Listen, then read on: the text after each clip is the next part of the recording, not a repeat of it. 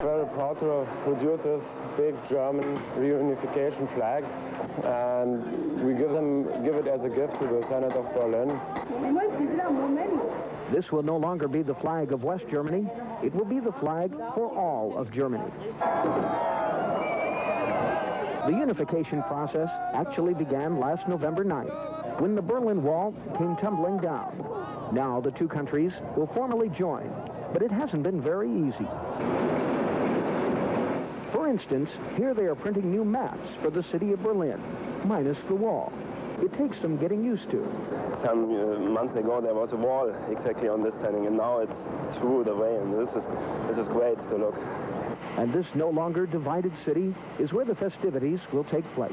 Berlin is the place that represents German history, the bad parts of German history, and the good parts of German history as well. T-shirts are ready to mark the historic occasion. Einheit, unity. It is here at the former German parliament, the Reichstag, that the unity ceremonies will take place. As the clock strikes midnight and October 3rd begins, the flag will be raised and Germany will become one. Some nations have expressed concerns about this new country, but most Germans are in a festive mood and don't want anyone to spoil their party. Still, there are fringe groups intent on doing just that. Police security is tight. Already there have been clashes during demonstrations. A year ago, this scene would have been unimaginable. East and West Berlin police working shoulder to shoulder. They want to make sure the unification ceremony will not be disrupted. A replica of the Liberty Bell will be rung to mark the moment of unity. After 41 years, there will be one flag and one country.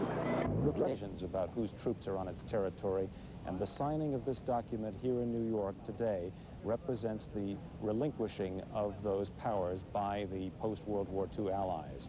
The Soviet Union and the United States spearheaded the negotiations on these documents, and the negotiations have been underway for many months now. This moment is a very happy one for West German Foreign Minister Hans-Dietrich Genscher, who is smiling broadly here this afternoon. It is largely through his diplomatic efforts that the details of German unification have been worked out, the process by which East and West Germany will become one. Interestingly, this is the last time on the world stage when East Germany will have full diplomatic representation in an event of this sort. And it is also interesting that East Germany was unable to to appear at this event with a foreign minister. They don't have a foreign minister right now. No one has taken the position since the resignation of the last one, knowing, of course, that in a matter of hours now, East Germany will cease to exist and become a part of West Germany, a part of a unified Germany. Douglas Hurd, the British Foreign Secretary, the last to sign the document, which will then be placed between Secretary of State James Baker and Soviet Foreign Minister Eduard Shevardnadze, symbolizing the completion of East meeting West. A small round of applause here in New York as these technicalities are completed. And as of this moment, the several thousand troops who are stationed in Berlin, the sectoring, the division of Berlin, the stationing of those troops by the other allies is now only at the invitation of Germany, no longer something which the Allied powers, can impose upon Germany. Ralph, despite the obvious excitement at this particular event, what about some of the concern? We were talking earlier about Margaret Thatcher's concern about a very strong Germany and her apparently adamant position that it not take a seat on the UN Security Council. What about these feelings? There's no question there is a lot of concern around the world, particularly in Central Europe, about the power, both economic and political, of a unified Germany.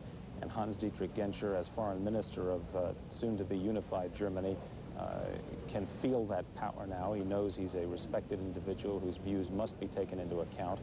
And people are worried about that, but nonetheless, there's very little that the rest of the world can do to stand in the way of German unification. It's on its way. It's already happened economically and is about to happen politically, and the rest of the world simply must accommodate it. Catherine? Let me also ask you, with the propositions for the Conference on Security and Cooperation in Europe, there seems to be promotion of a new European organization with, of course, many states, including Germany. Will this new organization possibly replace NATO in the Warsaw Pact? I think it's very unlikely that that organization would replace NATO. The United States doesn't want it to replace NATO. It wants it to be a supplementary organization whose purpose is largely intended to be a kind of welcome mat for East European nations, a place where East European nations who are abandoning the Warsaw Pact right now, in droves to some extent, will have a place for them to go where they can negotiate with the West, where they can take part in both military and political decisions about the future of Europe. And in fact, many of the institutions of this new organization, the CSCE in Europe, are to be located in Eastern Europe.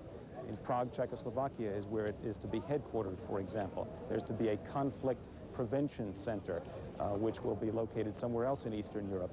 So the point is to integrate Eastern Europe, give them a way, a place to come home to, a place to come in out of the rain now that the Warsaw Pact is dissolving.